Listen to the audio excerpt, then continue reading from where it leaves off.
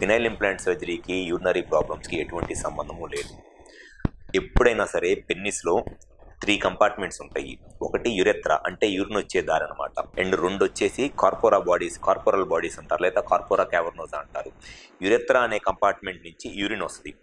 ఆ యురెత్రా పైన corporal bodies ఉంటాయి. ఆ కార్పోరల్ బాడీస్లో ఈ ఇంప్లాంట్ అనేది పెడతాము. సో యురెత్రా అంటే యూరిన్ వచ్చే దారికిను ఈ సర్జరీకి అసలు ఎటువంటి సంబంధము లేదు.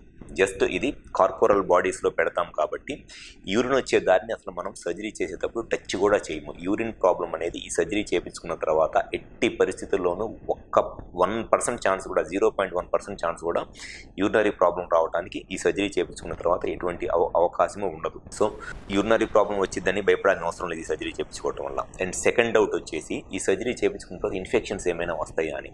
ఈ సర్జరీ చేయించుకున్న తర్వాత మినిమమ్ ఒక 15 to 20 డేస్ పాటు కనుక ఎవరైతే షుగర్ ఉంటుందో ఆ షుగర్ కంట్రోల్లో ఉండి కొంత బెటర్ యాంటీబయాటిక్స్ వాడుకున్న తర్వాత 20 డేస్ తర్వాత వన్స్ ఈ ఇంప్లాంట్ అనేది బాడీ అనేది కంప్లీట్గా టేకప్ చేసేసిన తర్వాత ఎటువంటి పరిస్థితుల్లోనూ ఇన్ఫెక్షన్స్ రావడానికి అవకాశం ఉండదు.